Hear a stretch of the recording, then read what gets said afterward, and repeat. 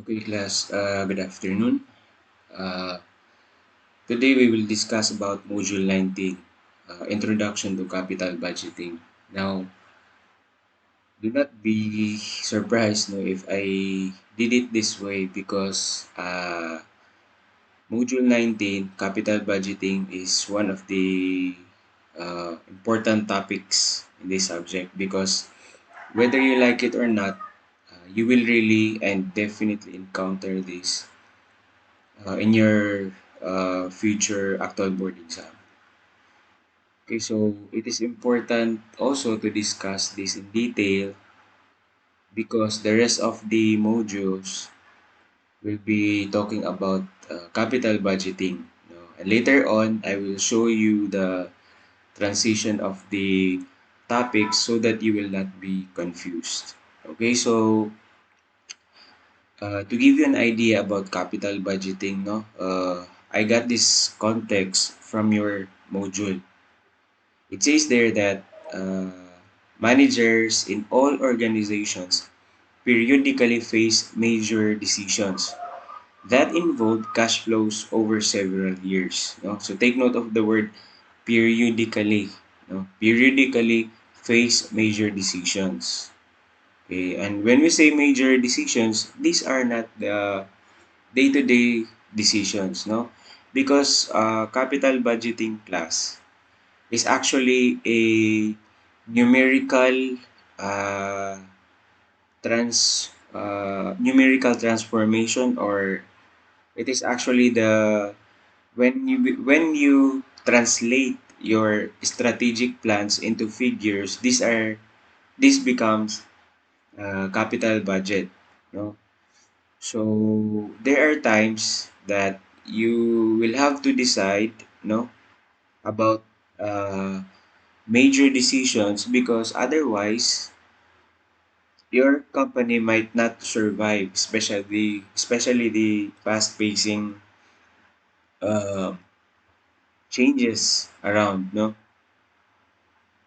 Okay, so uh, decisions involving the acquisition of machinery, vehicles, buildings, or land are examples of such decisions. So other examples include decisions involving significant changes in a production process, or adding a new line of products or services to the organization's activities. No? Uh,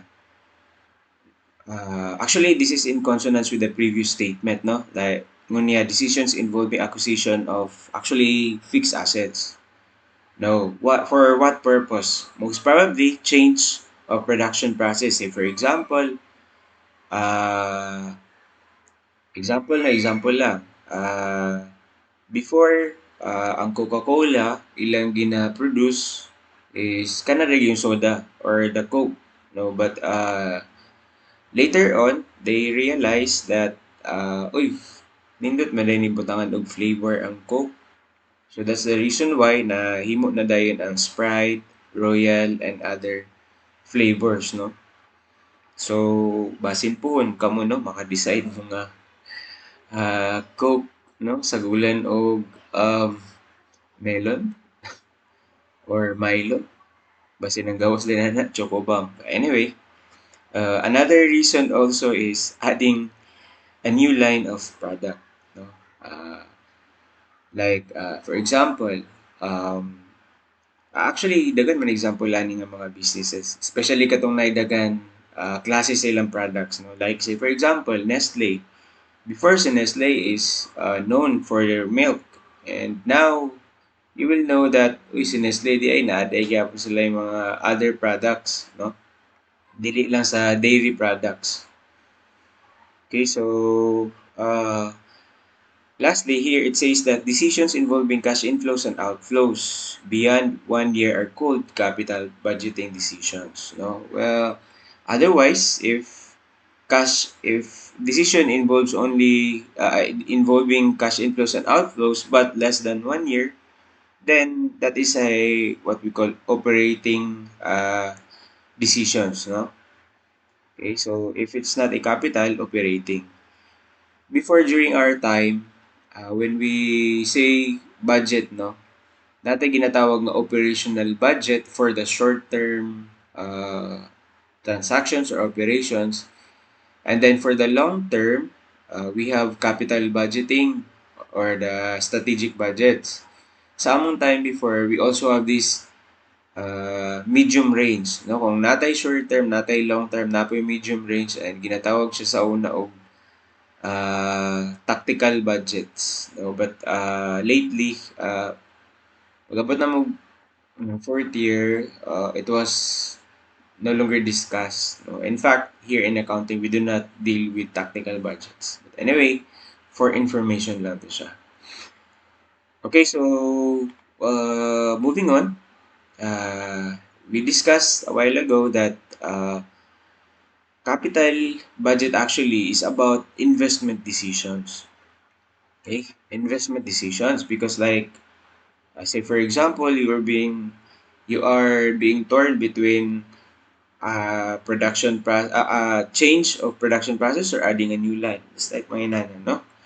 So the investment decision is concerned with the selection of assets in which funds will be invested by a firm. Okay? So actually ang pinaka problema gyud diri, okay? Dali raman actually ang pag-invest, no? Like say for example, if you have a money and you buy why not buy a ready na lang a business, no? Why not? But that is not the case because most likely magud class kaning in capital budget it involves large amount of money. So dili ni siya basta-basta dili ni siya pwedeng ang chief operations officer lang ang mag-decide ani. It has to be deliberated by not only one person, no. Even ang owner lang dili pwede kay luisad siya, no. Kung wala mo guide sa iya. Okay, so usually ang chief executives ang involved ani, no. So since capital budgeting is all about selection of asset, no, where to invest your money. Okay, meaning you are to decide where to invest your money. Imagine no, ikaw ang COO sa company and ang imong boss si Henry C. No? Henry C said, Dear, na mo 100 million. Kani 100 million akong ibilin sa imo and ikaw na bahala kung saan ni pag-invest. So, di ba? So, ayahay no, 100 million. No? Ikaw ka, basi mudagan ka no. So, the investment of funds has to be made after careful assessment of various projects through capital budgeting. Okay? So, kaya to investment, meaning you have to do capital budgeting. And when we say capital budgeting refers to the process of making decisions regarding capital investments in fixed assets such as machinery, land, building, etc. Balik-balik regitana. No? So meaning, ang capital budgeting class, again, it is likely to buy fixed assets, no? Dili na siya pwedeng maski unsa ray paliton ana. Okay? So since we said that capital budgeting is a process, then what is the process di? How does the process run? So it's like this. In any decision, no? Kani basic yun siya sa management, no? That everything starts with a plan. There's a planning, there's evaluation, selection, and then lastly, implementation. Because a plan without implementation is just nothing. Okay? So, what happens here is that since we are talking about capital budgeting class, actually, ang atong concern yun is kani evaluation. Okay? Evaluation kay budget na magud atong gitakal. Okay? So, how do we evaluate the budget? Okay, for us to decide what particular asset to buy and what particular business to engage with. So, In evaluation, there's estimation of cash flows, the inflows and the outflows. And then there is evaluation, or there are evaluation techniques. Okay? So sa estimation of cash flows, inflows and outflows, no? Of course, no, unsa may mauna? Is it the inflow or the outflow? So, mag-investment ta, okay? So, since kita man na mag-invest, so definitely mauna gid ang outflow, no? Mag-invest na, then we expect for returns or the inflows. Now, when we talk about outflows, kay mag-investment ta, no? Uh, we will be uh, talking about the cost of capital, COC, no? Cost of capital, because remember class that when we are to invest, okay, any investment na gid na siya cost, okay? And unsa may cost sa investment? So sa inato pa lugar, no, kana inato nga style, kung mag-invest ka, kinsa man how do you or where do you get your investment? Normally, kung kinsan tagiya siya mag-invest, but in business class dili, no? Dili. Because you can have many sources of funds para i-invest. Pwede ka mangutang, no? Mag-loan ka, then imong i-invest. Or pwede po mismo ang shareholders mag-put up sila additional investments like mamaligya og shares ang company, then that's one way of sourcing out for funds for this particular project. Okay? So daghan. So when we say cost of capital, so una, again, as I've said, pwede ka sa creditor, mangutang, or sa shareholders. Now, how to compute for the cost of capital? It's in module 19, no? Sa shareholders, sa creditors, wala problema. Dali rin compute because kung mangutang ka, na interest, na terms, etc. But ang issue is ang sa shareholders because we have preferred and common, no? So sa preferred and common, how to compute for the cost of capital, na atay for the preferred, walay problema, no? But ang issue is kaning sa common shares. Okay? And in computing for the cost of capital for the common shares, depende sa uh, well, these are theories, no? But in actual class, dali lang gid actually i-compute ang cost of capital. But sa theories lang, okay, naadya sa module 19 for common shares, you can use the CAPM or the DDM. Okay? I will not discuss it here kay basi mahurot atong time and mutaas ang mubugat ang video ay basi hindi niya inyo ma-view, no? Anyway, dali ra magyapon to siya, no? Naay mga examples dito sa module 19. Now, let's proceed for the evaluation techniques. Kini.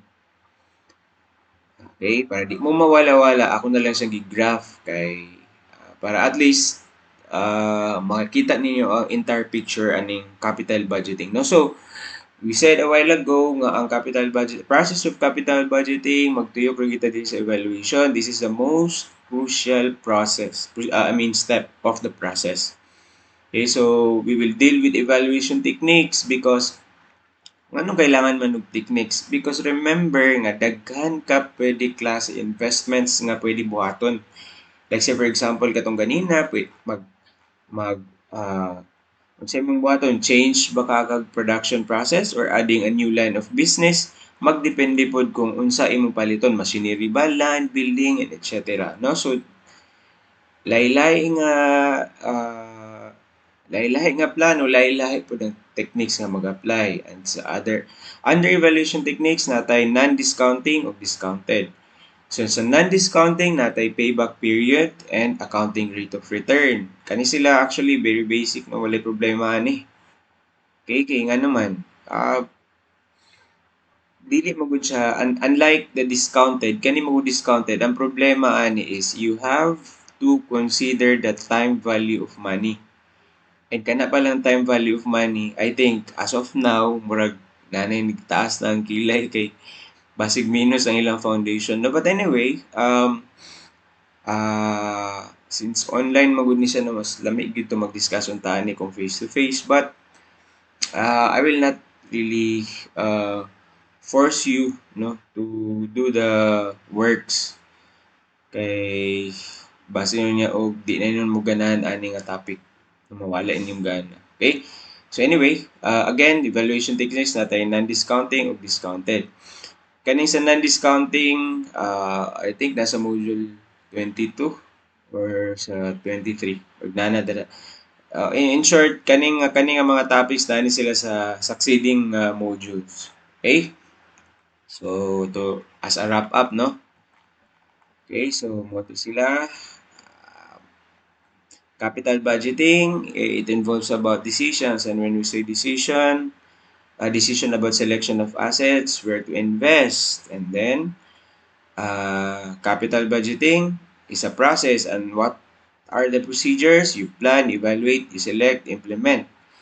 And we will, since it's a process, the most crucial stage is an evaluation process. Why? Because it has to do a lot of computations. Okay, you have to make sa capital budgeting class, your decisions must be quantified. Dili magud siya katong yes or no lang, no? Dapat it has to have computations. So, evaluation, estimation of cash flows, the inflows and the outflows, especially for the outflows, the computation of the cost of capital. Then the evaluation of techniques, the non-discounting and the discounted, no? There is evaluation techniques, imo nang ibangga ang inflow ug outflow. Kung mas dako ang inflow kaysa outflow, meaning your investment is gaining, no? Otherwise, kung nag-invest ka 100 million but ang imong projected inflow is only 80 million, nagansin na nun kag 20 million. So, di ba? Better not invest kung inana mong gani. Okay, so that's all for this capital budgeting. Thank you for the time.